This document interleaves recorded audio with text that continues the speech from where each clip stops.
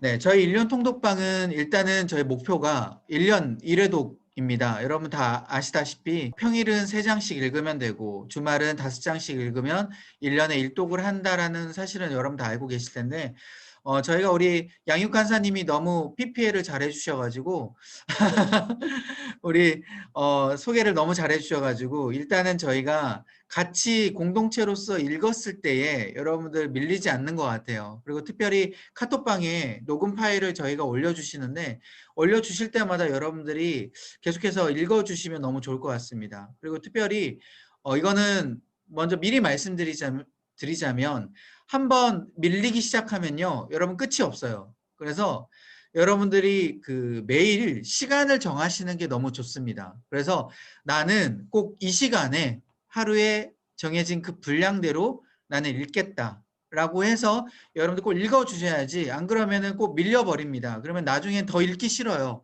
그래서 나중에는 이제 포기하게 되고 목사님 저는 2022년도를 기억하겠습니다라고 해서 여러분들 카톡방에 나가는 대참사가 벌어지기 때문에 여러분들이 꼭 매일 그 정해진 시간을 정해 주시고 읽어 주시고요. 그래서 제가 나중에 또 설명드리겠지만 1년 통독표를 저 21교구 만에 통독표를 또 만들었어요. 그래서 그 통도표를 이제 인쇄 작업을 이제 들어갈 거거든요. 이미 이제 디자인이나 이런 작업들은 다 나왔고 우리 이보이 집사님 우리 들어오셨는데 이보이 집사님이 너무 디자인을 잘해 주셔 가지고 이제 인쇄를 맡길 거예요. 그러면은 그거를 여러분들이 교회에 제가 교구함에 넣어 놓을 테니까 다음 주부터 오픈이 되면은 여러분들이 교회에 오셔 가지고 교구함에서 그거를 가져가셔서 일일 체크리스트에서 여러분들 체크하시면서 계속 읽어 주시면 될 것 같습니다. 그리고 특별히 매주 분량이 저희가 이 개관 끝나고 분량을 제가 전에 정해 드릴 테니까 그 분량대로 그 날짜에 맞는 그 분량에 체크해 주시고 여러분들 읽어 주시면 될 것 같습니다. 네, 이거는 이제 통독에 대한 제가 잠깐 이제 광고를 좀 드렸고요. 이제 개관 강의에 대해서 좀 공지를 해 드리자면 우리 벌써 3년째 하시는 분들도 계세요. 근데 저희가 이제 매번 강의가 이루어집니다. 창세기부터 해서 요한계시록까지 구약 신약, 신약 그래서 총 66권에 대한 강의가 이루어지고요. 각 권별에 따라서 강의가 이루어지고 거기에 따라서 강의가 끝나면 그 강의에 대한 분량으로 여러분들이 읽어주시면 되는 방식입니다. 그리고 특별히 올해 작년부터 해가지고 올해는 계속 이제 줌으로 강의가 이루어지고 있고요.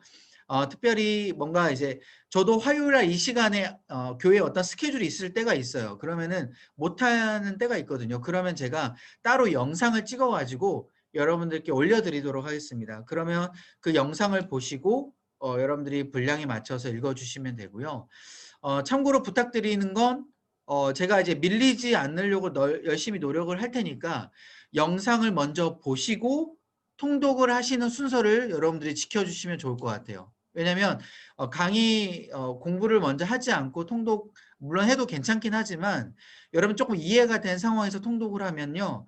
더 이해가 잘 되고 통독에 대한 은혜가 더 크거든요. 그러니까 여러분들이 그렇게 순서를 생각하시고 읽어주시면 오히려 더 좋을 것 같습니다. 물론 뭐 피차 상황이 안 돼서 먼저 통독을 하시고 강의 들으시는 상황도 있으시겠지만 가능하시다면 먼저 강의를 들으시고 통독을 하시면 좋을 것 같습니다.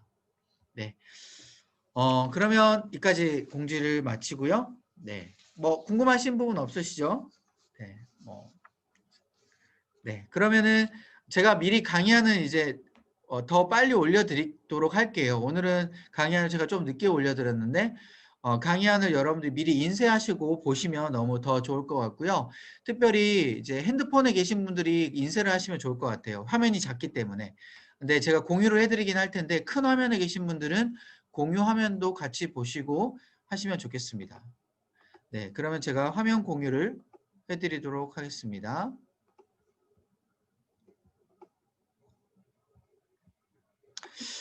자, 오늘은 첫 번째 시간 먼저 이제 성경 전체와 구약 구조, 그다음에 흐름에 대해서 우리가 좀 살펴보려고 해요. 자, 먼저 이제 성경 전체를 우리가 공부를 할 때에 여러분들 대부분 성경 공부를 여러분들 어떻게 하셨나요?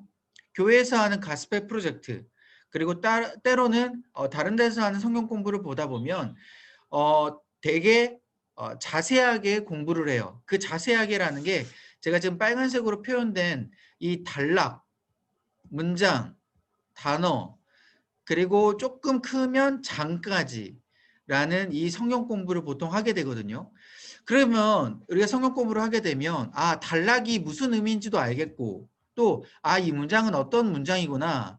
그리고 큐티를 하다 보면 이러한 이제 자세한 단락에 대한 부분들, 문장에 대한 부분들 설명을 자세히 해놓고 있죠. 그래서 이렇게 이해는 되는데 의미가 어떤 것인지는 이해는 되는데 여러분 전체 큰 숲을 봤을 때 성경 전체와 그 다음에 신약은 무엇이고 구약은 무엇이냐라고 여러분들이 딱 생각을 해봤을 때 잘 떠오르진 않아요. 이거 성경이 어떤 것이지? 그리고 신약과 구약은 어떻게 이루어져 있지? 라고 여러분들이 머릿속에 딱 떠오른다면은 잘 떠오르시진 않을 것 같아요. 그래서 우리가 공부를 할 때는 먼저 성경 전체부터 시작을 해서 차근차근 신약, 구약, 그다음에 각 권, 그리고 장, 단락, 문장, 단어 이렇게 큰 숲에서 작은 숲으로의 흐름으로 이어가는 공부도 필요하고요. 그 다음에 반대로 작은 숲에서부터 단어에서부터 문장 단락 쭉 올라가서 성경 전체로까지 흐름을 또 위로 올라가는 공부도 필요합니다. 그래서 이 두 가지가 전체적으로 다 병행이 돼야 돼요. 그래서 성경 전체는 어떤 것이냐라고 물어봤을 때 딱 떠올라야 되고 신약도 27권 이 어떤 의미인가, 구약도 39권 어떤 구조로 돼 있고 어떤 의미가 있는가, 각 권은 어떤 주제로 되어 있는가, 그리고 그 권 안에서도 단락을 짜져 있고 그 장별로 어떻게 의미가 되어 있는지 여러분 이것을 우리 성경 개관반에서 다 공부를 할 거예요. 그래서 성경 개관반이 저희가 좀 시간이 많이 걸립니다. 보통 여러분들 그 작년에 오상원 목사님이나 남궁현 목사님이 올려주신 성경 공부 혹시 영상 보신 분 계신가요? 그 보시면 나름 물론 이제 권별로 소개도 해져 있고 여러 자세하게 소개는 되어 있는데 좀 크게 굵직하게 조금씩 설명을 해놓고 있어서 저희는 조금 장별로까지 단락까지도 우리가 좀 살펴보는 그 주제를 살펴보는 공부를 좀 진행을 하려고 합니다. 그래서 조금 길면은 우리가 각 권 한 두세 권 이렇게 공부를 대부분 하는데 대략 한 1시간 넘게 걸리기도 해요. 그래서 여러분들이 내가 잘못 들어왔다 생각하시지 마시고 나는 1시간 한 좀 넘게는 투자를 하겠다. 여러분들 마음 먹어 주시고 공부를 해 주시면 될 것 같습니다. 자, 그러면 성경 전체를 한번 우리가 살펴볼까요? 여러분 성경 전체를 뭐라고 이야기할 수 있을까요? 나는 성경을 무엇이라고 이야기할 수 있겠다 라고 여러분들 생각하시는 분 계신가요? 그러면 여러분들 성경 공부를 잘 하신 거예요. 자, 성경은 어떻게 말할 수 있을까? 성경을 한 단어, 아까 얘기했듯이 여기 보시면 빨간색으로 단락, 문장, 단어가 있는데 성경을 이렇게 이야기를 할 수 있어야 돼요. 성경은 한 단락이 어떤 것인지, 문장은 어떤 것인지, 단어는 어떤 것인지. 자, 그러면 성경은 한 단어로 이야기했을 때 뭘까요? 네, 예수님이라고 이야기할 수 있습니다. 어느 누가 여러분들에게 성경책은 뭐야? 라고 물어봤을 때 성경책은 예수님에 대한 이야기야 라고 이야기를 할 수 있어야 되고요. 예수님에 대한 이야기인데 그러면 조금 더 깊게 예수님의 어떤 이야기를 성경책에 이야기를 해 주었나 그거를 한 문장으로 이야기할 수 있어야겠죠. 그러면 앞으로 오실 예수님과 이미 오신 예수님에 대한 이야기로 이루어져 있다라고 여러분들이 이야기할 수 있어야 돼요. 앞으로 오실 예수님에 대한 부분은 뭘까요? 구원에 대한 이야기예요. 앞으로 이 땅에 어떻게 구원이 이루어질 것인가에 대한 미리 예언하는 구원에 대한 이야기. 그러면 대부분 이 구원에 대한 예언에 대한 이야기는 어디에 나와 있을까요? 구약이에요, 구약. 구약에서 앞으로 오실 예수님에 대해서 예표해주고 예언해주고 그래서 앞으로 구원이 어떻게 이루어질 것인지에 대해서 미리 알려주는 그 예수님에 대한 이야기. 그러면 이미 오신 예수님에 대한 이야기는 어디에 나와 있을까요? 신약에 대한 이야기이겠죠. 이 신약에서 이미 오신 예수님이 어떻게 완성을 해가는지, 구원을 어떻게 완성을 해가는지에 대해서 알려주는 이야기이다. 라고 여러분들이 이렇게 한 문장으로 설명을 해 주실 수 있어야 됩니다. 자, 그러면 단락으로 볼까요? 그럼 단락은 어떤 이야기일까? 단락은 하나님 나라에 대한 창조, 창세기부터 해가지고 창세기 하나님 나라가 창조가 됐죠. 그 하나님 나라가 예수님으로부터 현재 구원이 이 땅에 이루어졌고 그것이 앞으로 완성될 것임을 보여주는, 그래서 요한계시록까지 가는 그 하나의 그 단락을 여러분들이 설명을 해 주실 수 있어야 돼요. 그래서 이거를 또 구체적으로 조금 설명을 해 보자면 하나님 나라가 창조가 됐는데 아담과 하와로부터 죄가 들어오게 되고 그래서 하나님 나라가 깨져버렸어요. 그 깨져버린 그 하나님 나라에 예수님이 어떻게 오실까에 대해서 알려주고 예언해주고 예표해주면서 지금 한 문장을 지금 제가 다시 가지고 온 거예요. 같이 지금 설명을 해주고 있는 거예요. 그래서 예수님이 어떻게 구원해 주실지에 대해서 구약 성경에 알려주면서 예수님이 오셔서 구원을 이제 이루어 가신 모습을 보면서 아, 이 땅에 하나님의 나라가 이렇게 완성되겠구나. 그리고 앞으로 예수님이 승천하시고 난 이후에 하나님의 나라가 어떻게 완성될 것인가 알려주는 책이 바로 성경책이다 라는 겁니다. 이해되세요? 네. 뭔가 굉장히 어렵다는 듯이 보이시는데, 그래서 결국은 하나님 나라가 창조됐는데 이 하나님 나라가 깨져버리고 예수님을 통하여서 다시 회복되어서 앞으로 하나님의 나라가 아름답게 완성될 것을 쭉 스토리식으로 그리고 주제별로 알려주는 책이 바로 성경책임을 여러분들이 기억하시면 될 것 같습니다.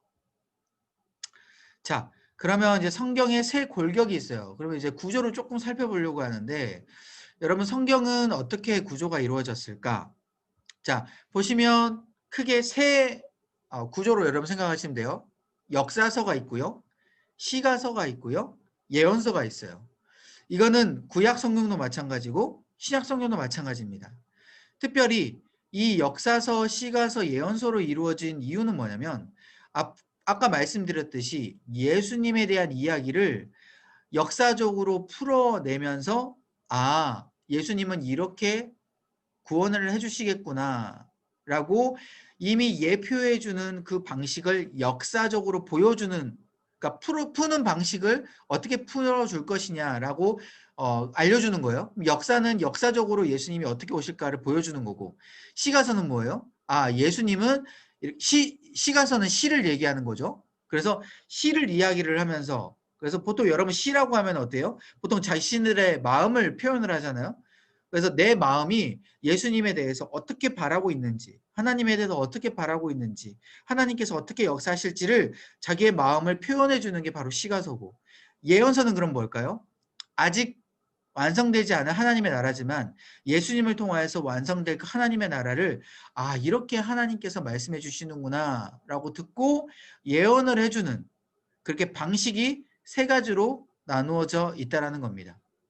그래서 역사적으로 풀 건지 내 마음의 시적으로 풀 건지 또한 하나님에 대한 말씀을 앞으로 예언을 하면서 풀 건지, 그렇게 세 가지 방식으로 구조가 나눠져 있다라고 보시면 되겠고요.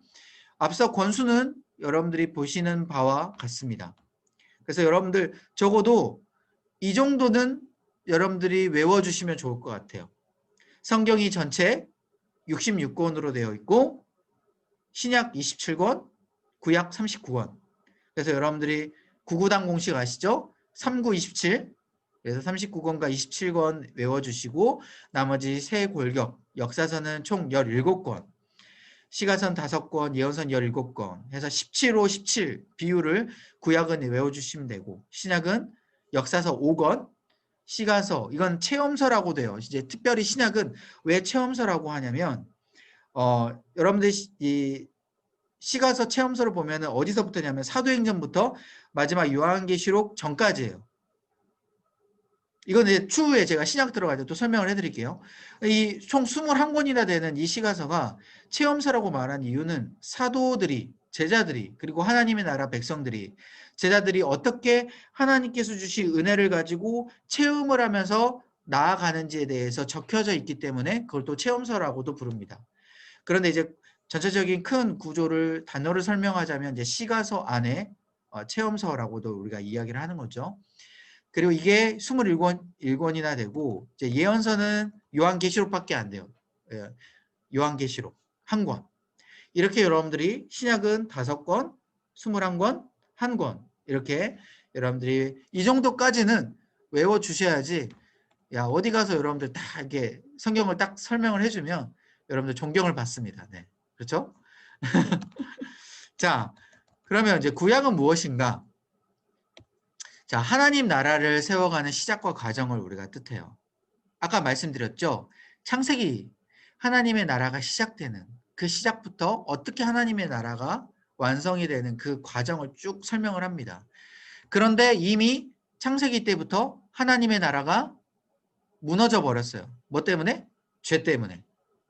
그래서 그 죄를 이제 앞으로 몰아내고 완전한 그 하나님의 에덴 동산의 나라, 그 하나님의 나라를 다시 창조하는 그 과정이 바로 구약 성경의 과정이라는 겁니다. 그래서 이 구약 성경은요, 방금 말씀드렸듯이 총 3가지의 골격이 있는데 그 골격 안에서 여러분 율법서가 가장 기초가 돼요. 율법서는 역사서 안에 포함됩니다. 역사서 안에 율법서는 총 5권이에요. 5권. 제가 5권을 적진 않았지만 여러분들이 잘 알고 있는 뭘까요?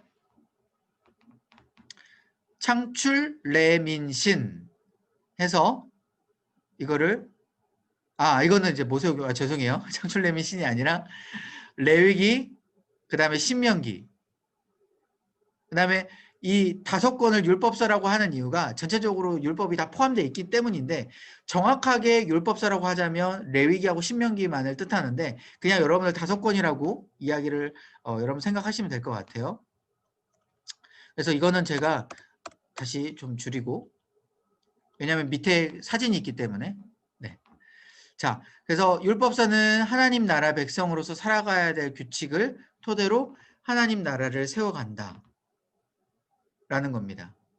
그래서 여기서 말한 이 율법서는 방금 말한 모세오경을 뜻하고요. 이 모세오경은 하나님 나라 백성으로서 어떻게 하나님께서 인도하면서 말씀을 하시는 것을 따라야 될지를 정확하게 이야기를 하고 있는 거예요. 자, 그 다음에 역사서는 여호수아 때부터 시작이 됩니다. 정확하게 다시 구조를 나누자면 그래서 여호수아 때부터 마지막 에스라, 느헤미야, 에스더까지 이거를 이제 역사서라고 이야기하는데 역사서는 아까 말씀드렸듯이 하나님 나라를 세워가는 그 과정 가운데 예수님이 정말 필요하구나. 예수님이 정말 이렇게 우리 가운데 하나님의 나라를 완성되기 위해서 이렇게 과정을 인도해 주시는구나 라고 해서 역사적으로 보여주는 역사서입니다. 그래서 역사서는 여러분들이 읽으실 때 가장 재밌으시죠? 네. 율법서는 별로 재미없잖아요. 레위기하고 신명기. 물론 뭐 창세기는 좀 재밌지만 근데 역사서는 그나마 율법서보다는 더 잘 익히고 재밌습니다. 근데 특별히 역사를 좋아하시는 분들은 잘 아시겠지만 역사를 좀 싫어하시는 분들도 역사가 이렇게 이루어졌구나라고 알기만 한다면 굉장히 재밌는 책들이에요. 자, 그 다음에 시가서. 시가서는 뭐예요? 예수님의 필요성에 대해서 하나님을 향한 마음을 표현해주고 있어요. 자신의 마음이 나는 하나님을 향합니다. 하나님, 이 상황을 보니 정말 하나님밖에 없습니다. 예수님밖에 없습니다. 예수님 보내주세요. 라는 그 마음들이 시적으로 표현되어 있다는 거예요. 그래서 시편, 시가서의 대표적인 책이죠. 시편에 보면 다 그러한 하나님에 대한 마음이 나타나 있는 거예요. 자, 그 다음에 예언서입니다. 예언서. 하나님 나라의 완성의 모델을 미리 표본으로 보여주는 거예요.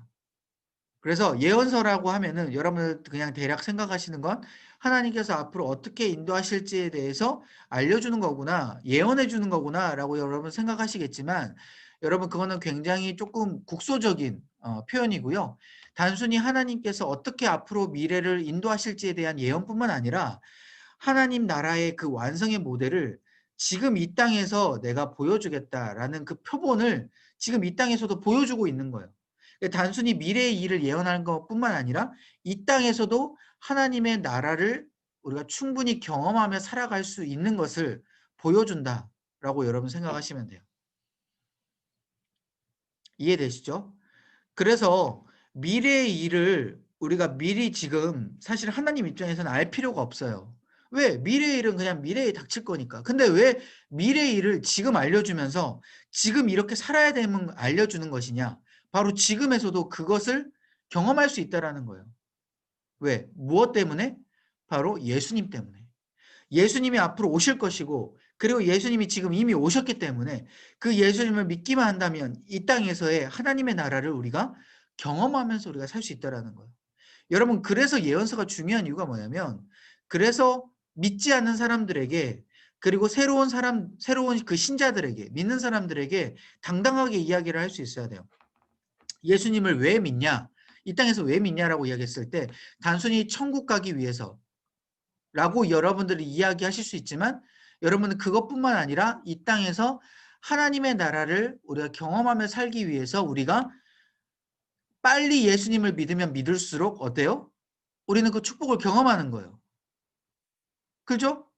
여러분 우리가 단순히 천국 가는 것만 목표를 가지고 예수님을 믿고 우리가 성경책을 우리가 읽는다고 한다면 여러분 굳이 우리가 지금부터 이렇게 힘들게 여러분 말씀 읽을 필요가 있습니까 여러분?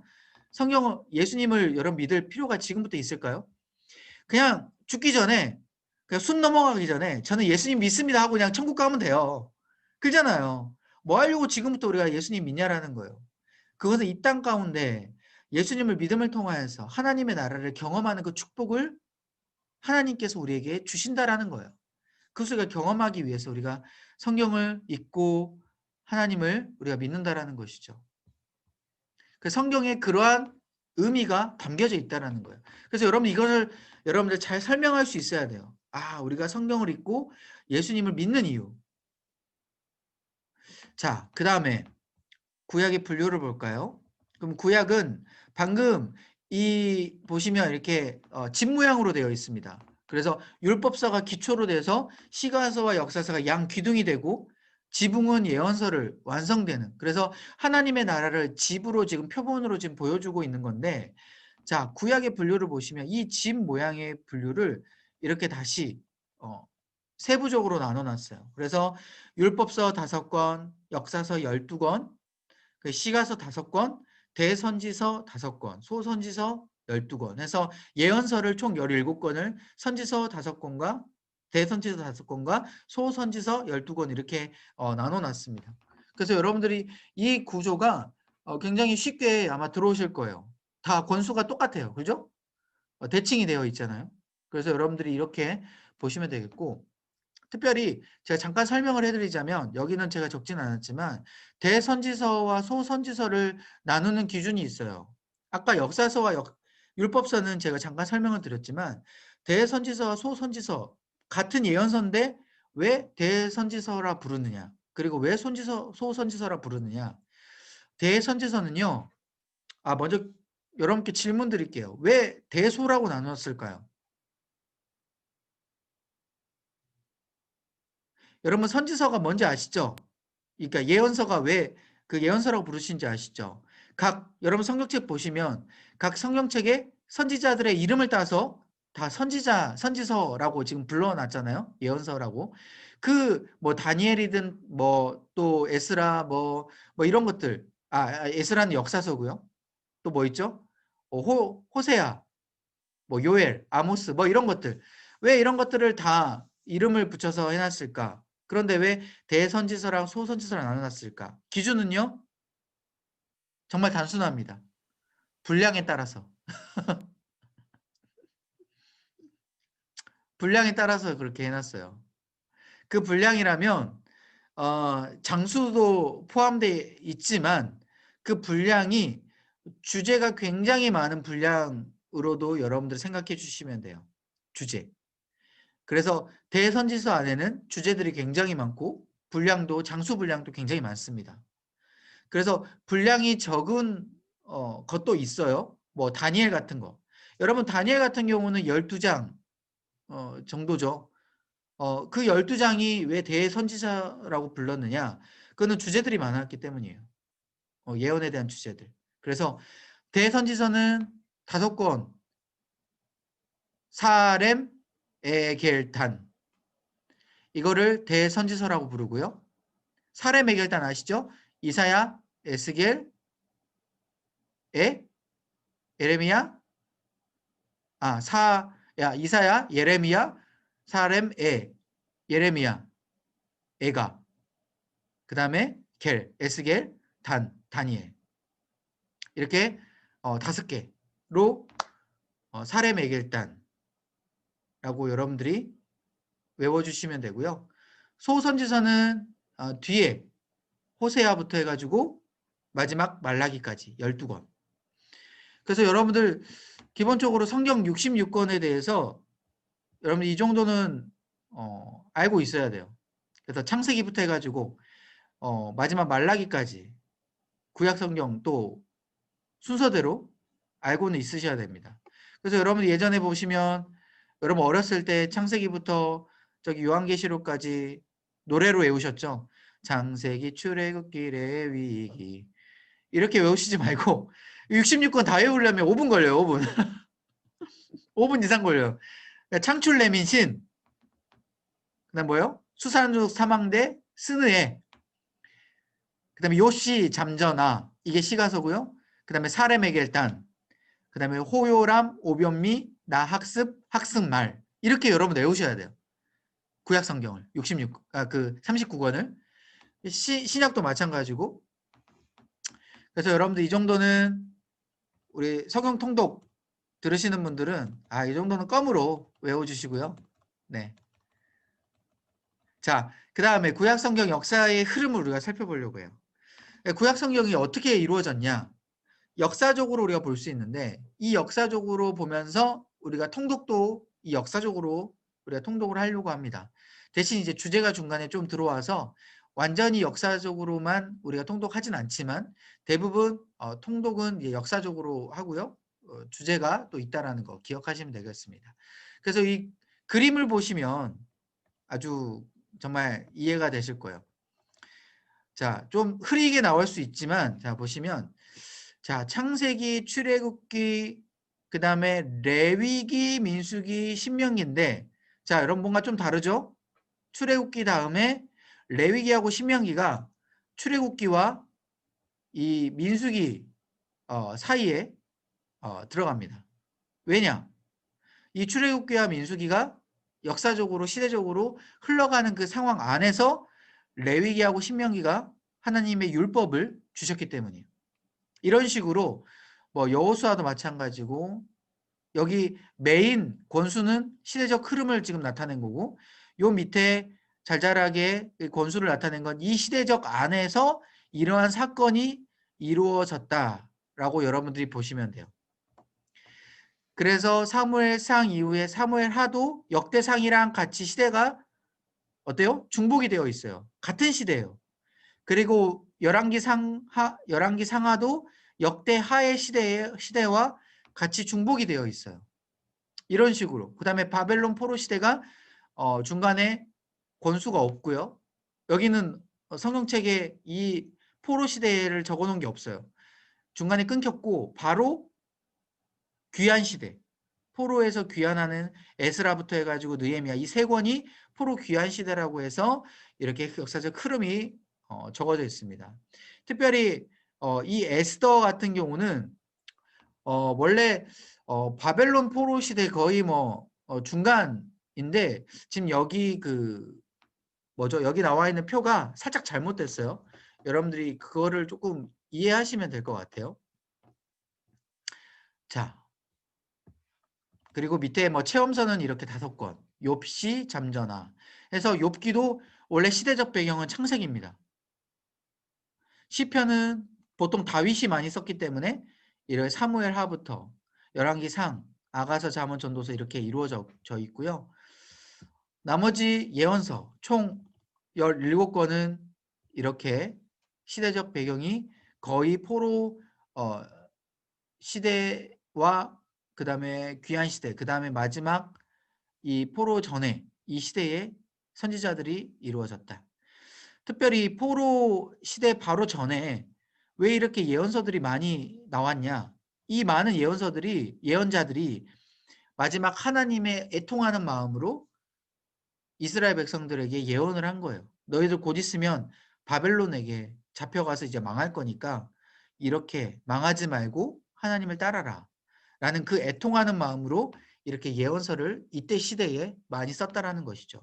근데 결국 듣지 않아서 바벨론 가운데 멸망하게 됐고 에레미야, 에가라든지 에스겔, 다니엘 이러한 이제 예언서들이 나타나게 된 겁니다. 그래서 이 포로 시대의 뭐 에가나 에스겔이나 다니엘 같은 경우는 이 포로 시대의 뭐 상황을 나름 적어져 있긴 하지만 특별히 한 특정 시대만 그 안에 국소적인 시대만 나타냈기 때문에 예를 들어 한 왕에 대한 시대만 주로 나타났기 때문에 그렇게 바벨론 전체의 포로 시대를 보기에는 사실상 조금 미흡하고요. 그나마 다니엘서가 조금 많은 포로 시대를 나타내고 있어요. 다니엘은 엄청나게 오랫동안 산 인물이에요. 그래 가지고 엄청나게 오랫동안 살면서 그 시대의 그 여러 왕들을 거치면서 그 왕들에 대한 특징들이 나름 나타나 있기 때문에 그나마 포로 시대를 가장 잘 나타낸 게 다니엘서라고 보시고 여러분 다니엘서를 읽으시면 가장 이해가 잘 되실 겁니다. 그래서 다니엘이 주제도 많고 시대적 분량도 많아서 다니엘서가 대예언서예요. 자, 이까지 이해되시죠? 자, 그래서 1년 통독의 흐름은 제가 일단 사진을 먼저 가지고 왔습니다. 여러분 이 체크리스트에 체크해 주시면서 통독해 주시면 돼요. 그래서 보시면 이게 지금 접지로 되어 있어 가지고 디자인을 지금 이렇게 순서가 좀 뒤바뀐 건데 접지를 하면 순서대로 나와 있습니다. 그래서 제일 처음에 순서가 여기는 안 나와 있네요. 자, 1월부터 해가지고 창세기부터 들어갑니다. 그래서 이거는 일단 예시로 보여준 거니까 여러분 일단 파일로도 드릴 거예요. 그래서 집에서도 인쇄를 하실 수 있도록. 근데 대신 집에서 뭐 A4 용지로 인쇄를 하면 얇으니까 여러분들이 제가 인쇄소에 맡긴 조금 두꺼운 종이로 교구하면서 여러분들 가져가시면 될 것 같습니다. 자, 이렇게 보여드리고요. 그래서 다음 넘어갈게요.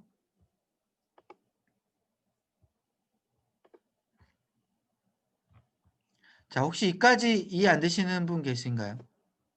이해되시죠? 네. 다음 모세 오경과 우리 창세기 오늘 또 간단하게 좀 살펴볼게요. 시간이 많이 좀 됐는데 되게 쉽습니다. 자,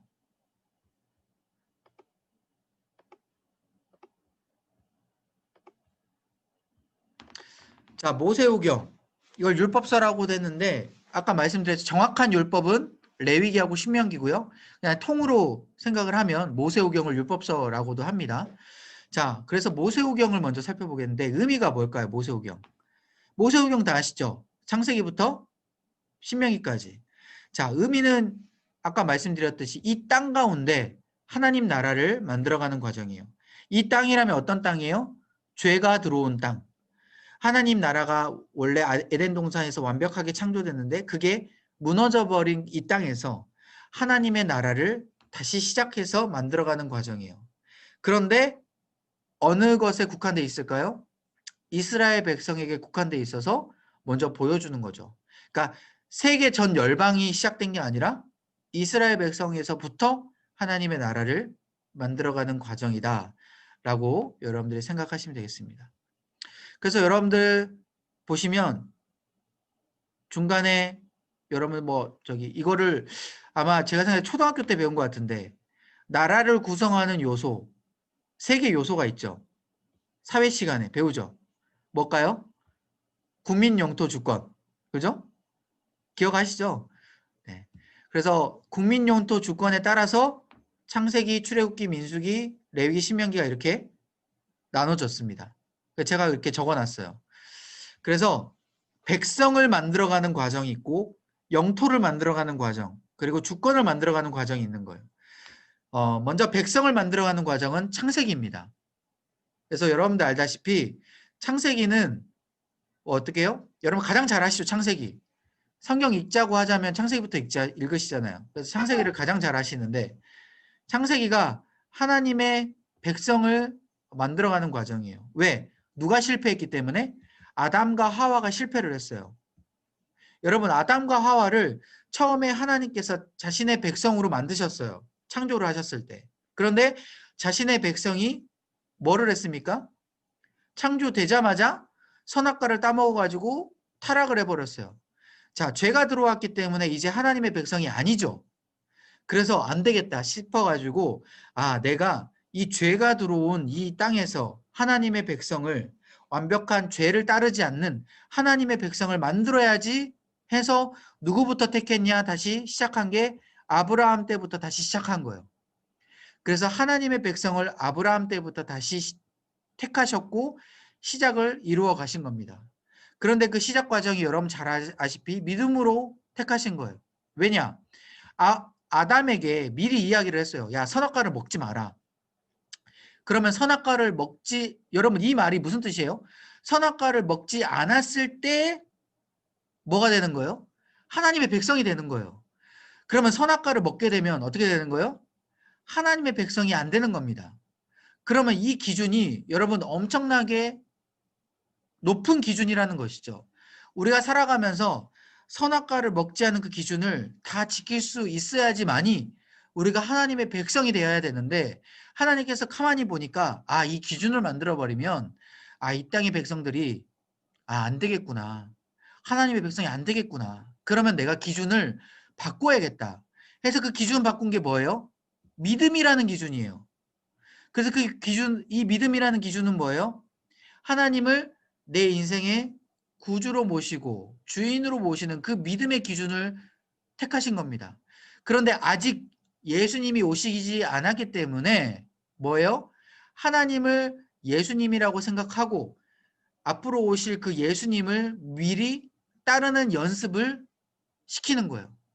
그래서 그 예수님을 따르게끔 하려고 했던 첫 번째 관문이 어떤 거였습니까, 여러분?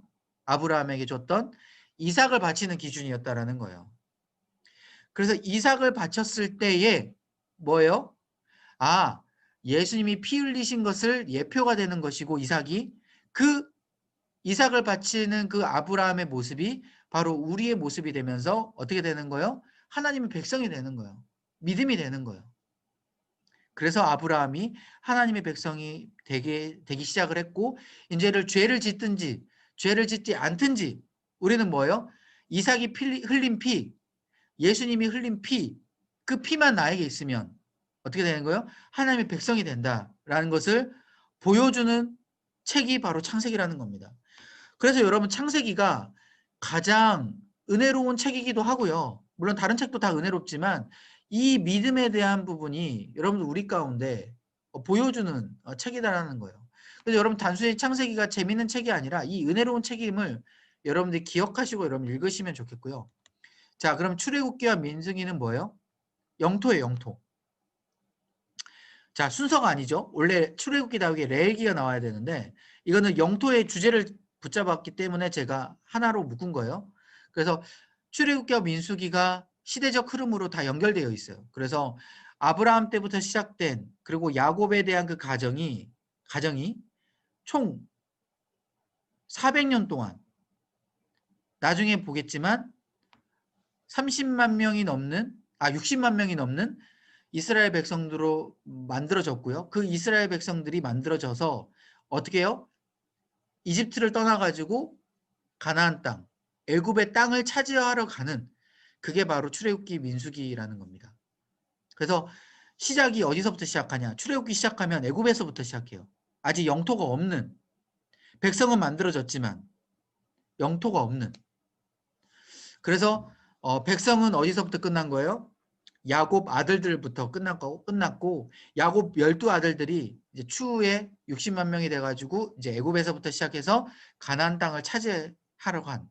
그래서 더 확장하면은 이 여호수아까지 영토를 차지하는 그러한 책으로 여러분들 생각하시면 돼요. 여호수아는 모세오경은 아니지만 영토를 차지하러 가는 이후의 책이다. 자, 그 다음에 레위기하고 신명기는 뭐예요? 주권이에요, 주권. 하나님의 주권이란 건 뭐예요? 하나님의 율법이라는 거죠. 하나님의 말씀, 규칙, 그것들을 우리가 지켜야지 하나님의 백성으로서 합당한 모습이다라고 기준을 지금 정해주는 거예요. 자, 그래서 하나님은 이 주권, 규칙을 알려줬지만 규칙을 지키는 것을 기대했을까요? 아니면 규칙을 못 지키는 것을 알았을까요? 이미 아셨어요.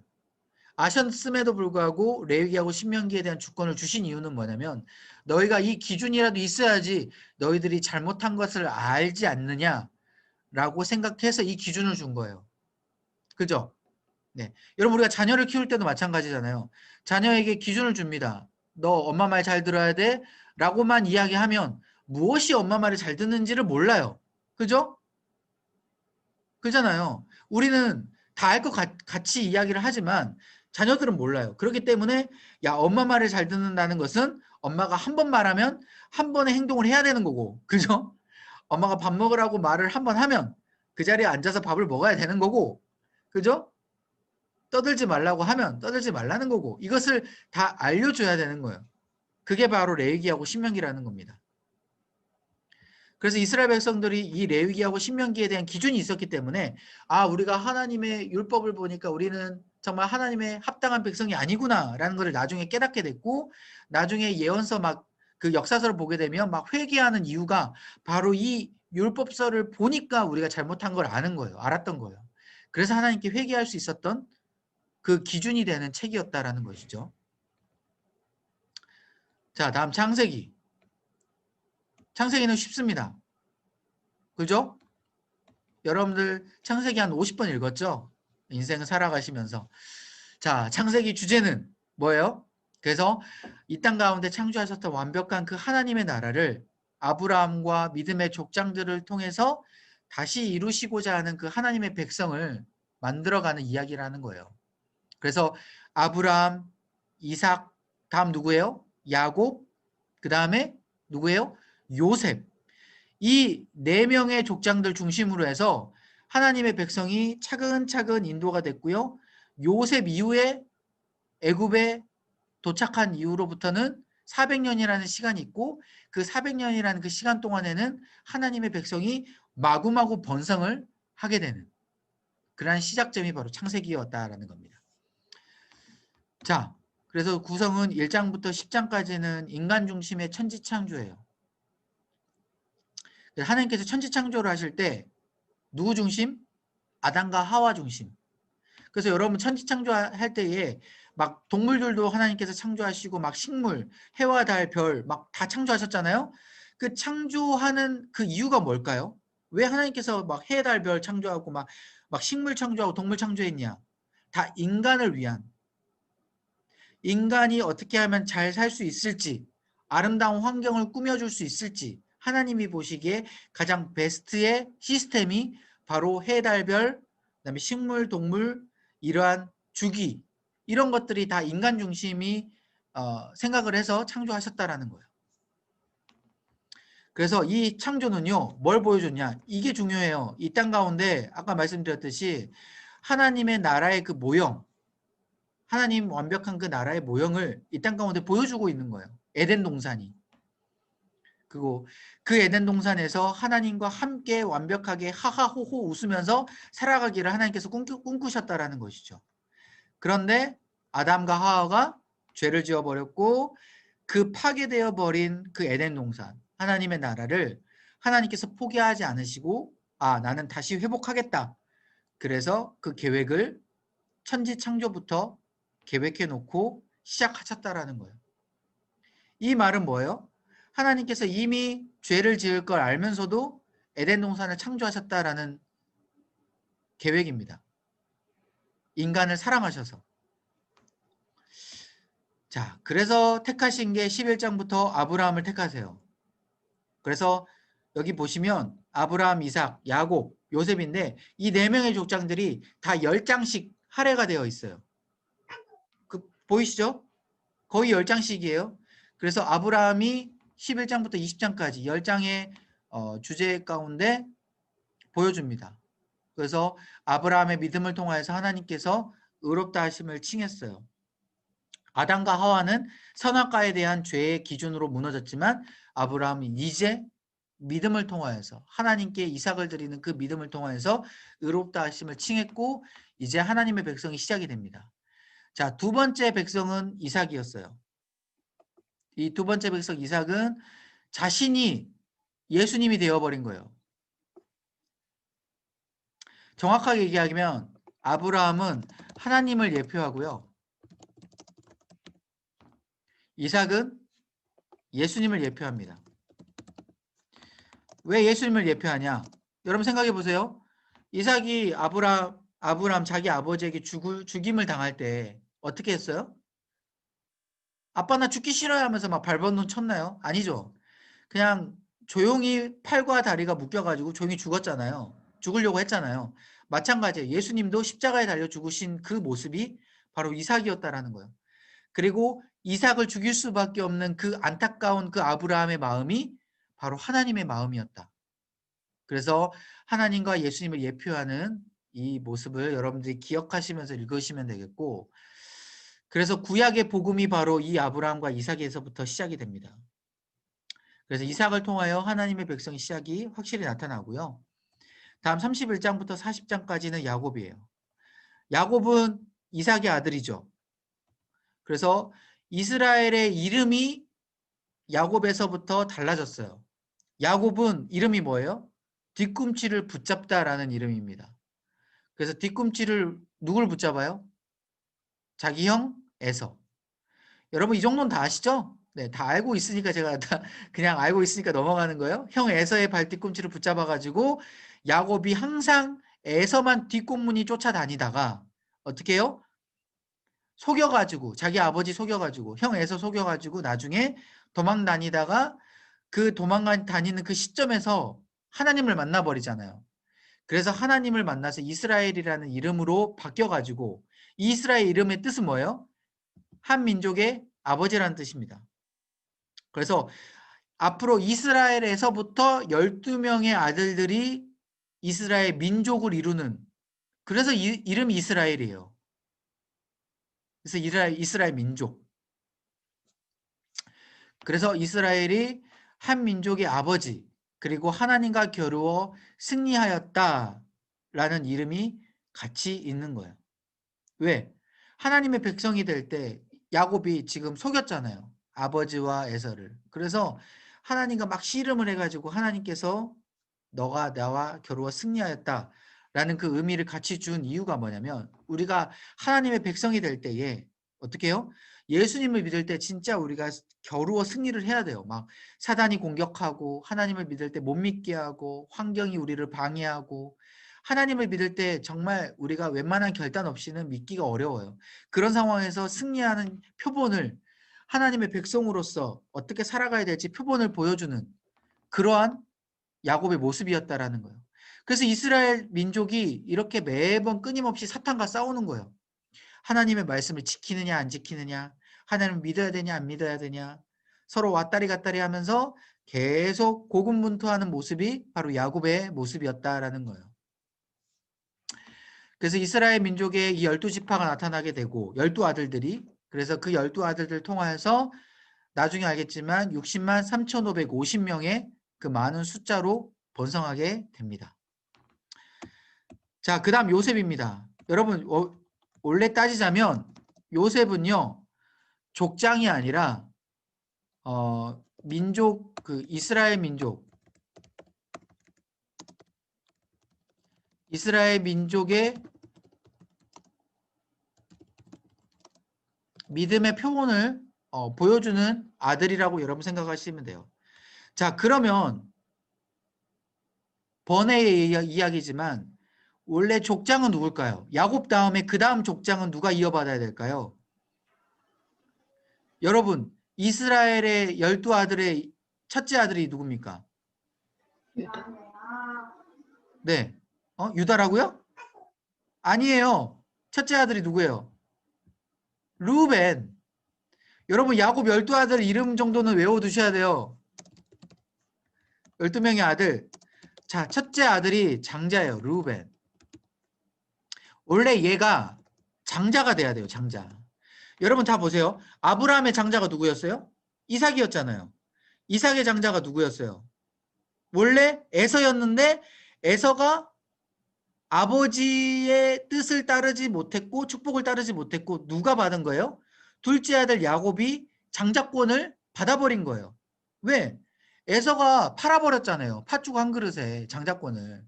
그러니까 그 장자권이 야곱에게 온 거예요. 자, 그러면 야곱의 원래 첫째 아들이 르우벤인데 르우벤이 장자권을 이어받아야 되는데 르우벤이 나중에 어떻게 됐을까요? 르우벤이 한 사건이 있었어요. 어떤 사건?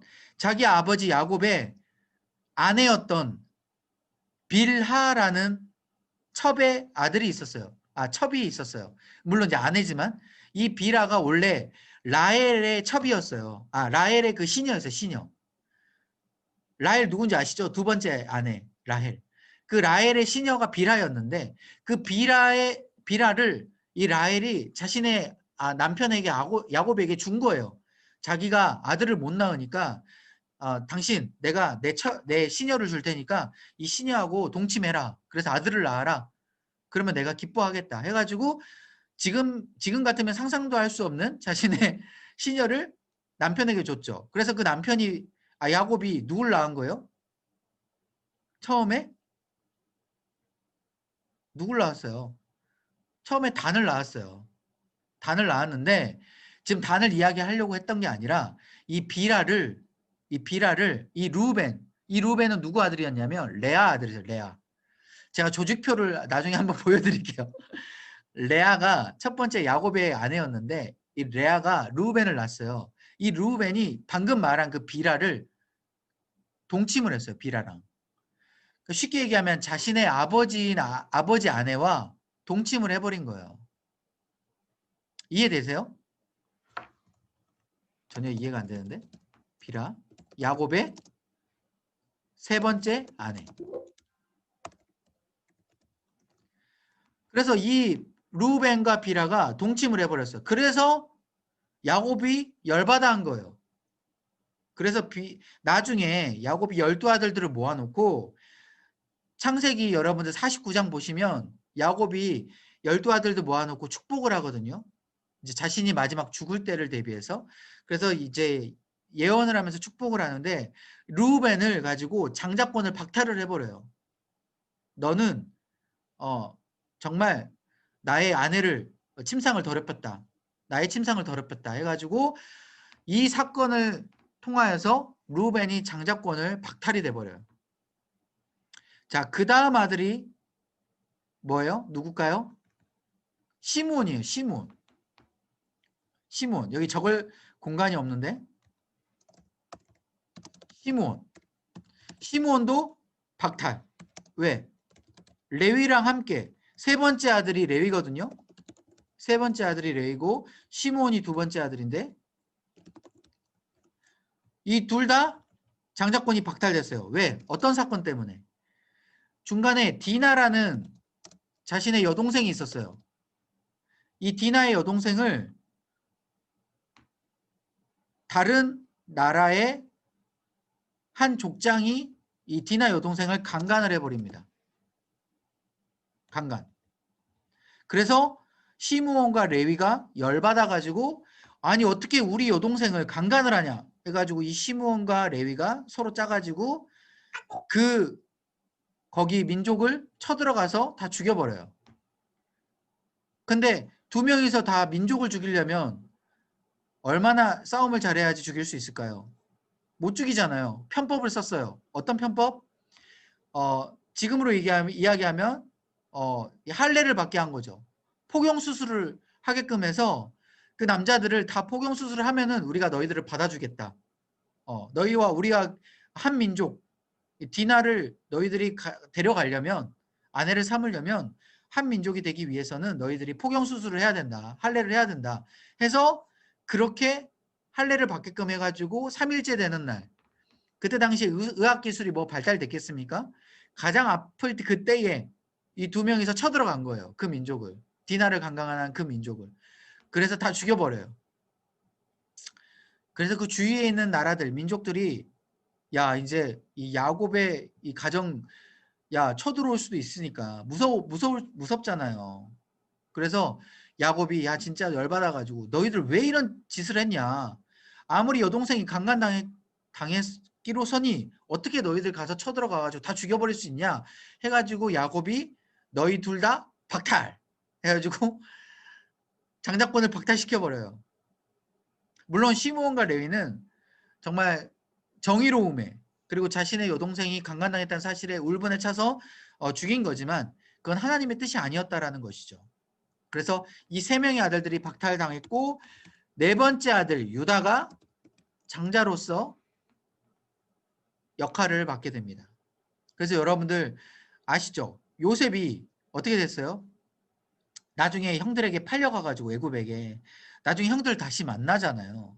만날 때에 요셉이 그 두 번이나 형들을 시험을 합니다. 어떤 시험을 했어요?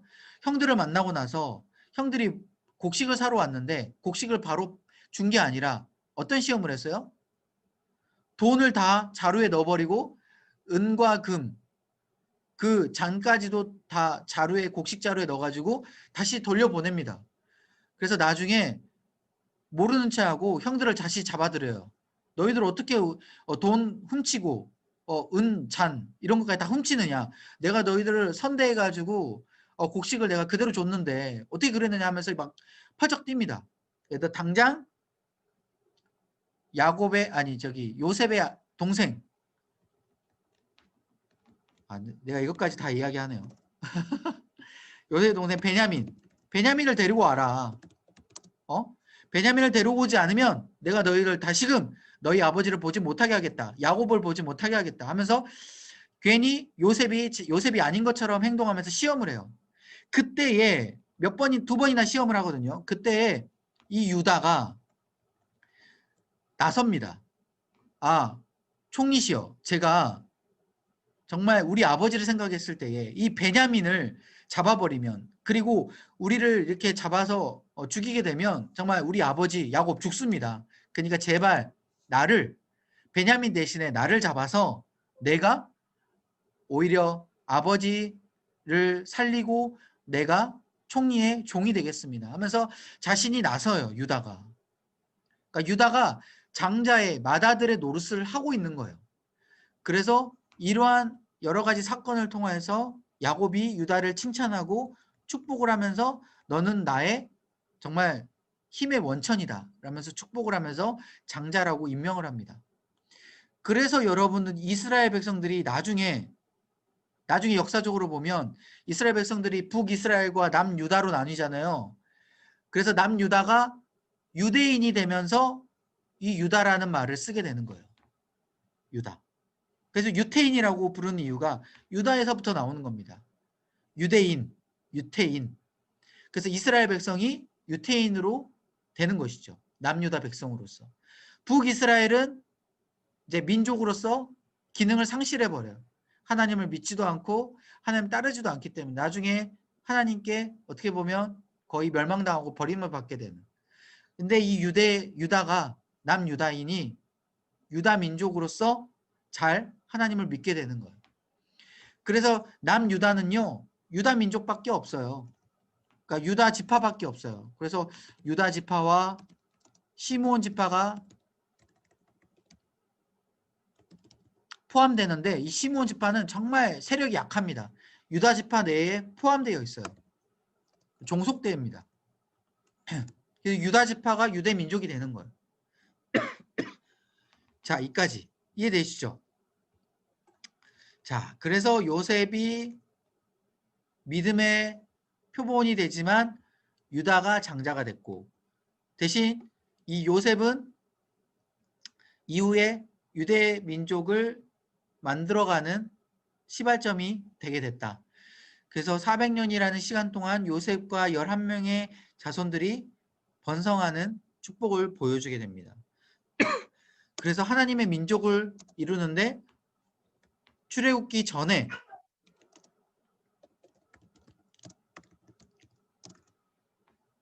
이 민족이 번성하게 되죠. 그래서 이때 넘어간 숫자가 70명이었어요. 근데 60만 3,550명으로 벌어지게 된 겁니다.